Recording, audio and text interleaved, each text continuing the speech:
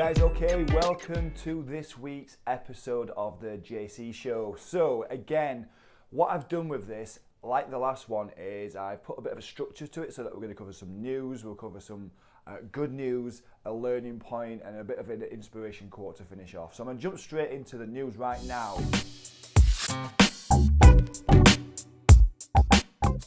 Right, okay, so this is all about Contractor Amey, which is a Sheffield Council contractor, and what it's saying is that the contractor Amey defends the smooth but icy pavements. And what this is that Sheffield Contractor Amey has defended the quality of the new pavements in Sheffield, but more people have contacted the BBC this morning, so I don't know whether this was from today or it might have been yesterday, but they've been contacting the BBC saying that the surface is so smooth that it's difficult in icy conditions, so it becomes quite slippy like an ice rink. So a guy from, where is it from here? Somewhere in Sheffield, they told the BBC Radio Sheffield is recovering from knee surgery and is now housebound when there's black ice because it's like an ice rink.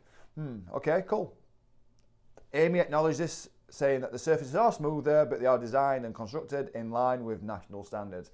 Again, this is the kind of news that we've got. We get nice, shiny, smooth road, and if you're from Sheffield, if you're watching this and you're from Sheffield, you know the issues we have with the roads being potholes everywhere, and I've blown out a few tyres in my car. Probably the price I pay for having elastic bands for tyres on it, but hey ho, there we go. Here's what other people's had to say. So some of the worst areas in Lodge Moor down towards the local shops, the tarmac is very smooth and there's literally no bite, which means it can get a bit slippery. Someone else was saying that the roads. Listen, do you know what? This is the news. This is the frontline news again. It's negative. You know, what should be quite positive, the fact that the roads are smooth, has quickly turned into a negative because it's there's no bite in it, so it's not holding the ice. It's just there we go. Someone else had gone on to comment and saying that a couple of years ago, when Streets Ahead started resurfacing Sheffield roads and pavements, they contacted them directly about the problems when ice and snow were around. They pointed out that the problem would result in them becoming icy skating rings, which would be bad for both motorists and pedestrians alike. I think some people just aren't happy unless they're complaining. Do you know? Is it going to be a bit slippy? Yes. Is it going to be a little bit dangerous? Yes. It's ice. It's slippery. You know, this is what's going to happen. It gets that way. But you know, don't look for the bad. Appreciate the good. Appreciate the fact that you don't blow your tyres out in your car. Appreciate that it's nice and smooth. It makes the ride a bit easier. It's irrelevant, isn't it? You know, drive carefully, tread a bit carefully. That's what it is. Also, as well, so. Here's the thing, if I described a company that had big issues with the profit warning, they watched its shares fall by nearly 80% in 18 months, they've been handed several big public sector contracts, witnessed a big rise in its debt pile, and had its trade credit insurance withdrawn.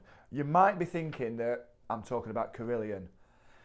I'm not. This is a reference to a company called Interserve, which, despite some important differences, is the company that bears the closest resemblance with recently liquidated Carillion. Interserve won contracts last year with the Ministry of Defence, the Ministry of Justice, Network Rail, etc, etc, etc. They've got some big beefy contracts here. Also in trouble is another giant outsourcing company known as Capita. I think Capita's got something like 50,000 jobs that could be on the line if they don't sort their act out. So they saw a crushing 50% wiped off their value in just one day. What does it all mean? Well, I think it means that we're going to start buckling up. And I think what it does show you is how much there's such a huge skill gap in all businesses of all sizes. You know, bad leadership, bad training, bad sales. There's a lot of bad stuff that's happening because the skill gap is getting so large. And listen, if you need some help, you know where I am. Get to my website, johncovey.com. We'll sort you out on sales. We'll sort you out on leadership. We'll get that mindset right so that you're focusing on the right things, you know, causing the right issues, not the wrong ones. But hey, listen, you know where I'm at. Success stories, again, this is. I need to start a website, I think, just purely driven on success stories. But what I will ask you to do, And again, it might take a bit of time to get some momentum behind this, but if you have a success story, if you have something that you want to scream from the rooftop about, that you're really proud of, what's a success to yourself or anyone that you know, send it to me. You can get me, tweet me at John_Covey. John, as always, is without the H. Send it to my email address, support@johncovey.com. Send these good stories in. Let's share the good instead of having this bad, because yes, do you know what? The ice is a problem. It's a problem for everybody. Whether your surface is super shiny and smooth or not, ice is slippy. So let's find some good stories to be placed with this. Companies struggle all the time.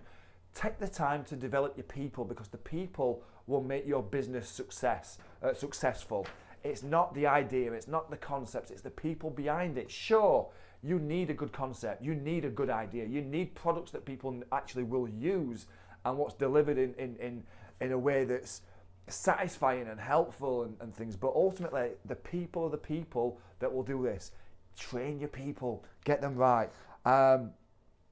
Companies are failing, this is the stuff. Success story, right, okay, so here we go. So this is the one that I did find. And what it is, it looks like we may be going to Mars.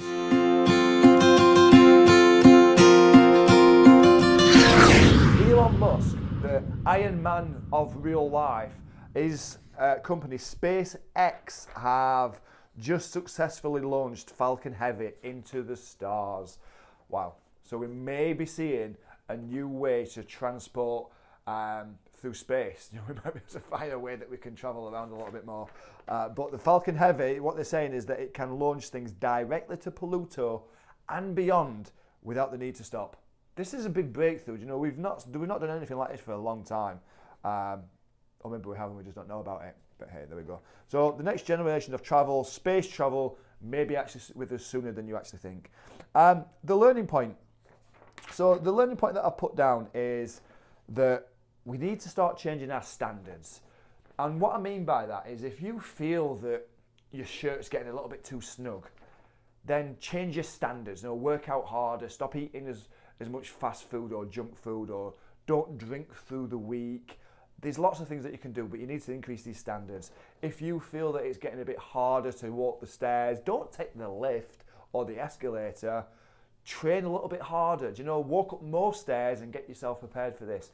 Standards is what's going to make your life better. If you're not happy with what you've got, if you're just putting up with what you've got, you'll end up with that. So the standard is that you need to change something, because the minute that you stop tolerating the things that you have, whether that's your job, your career, your business, the people in your life, the minute you stop tolerating them is the minute that you start to see lasting change.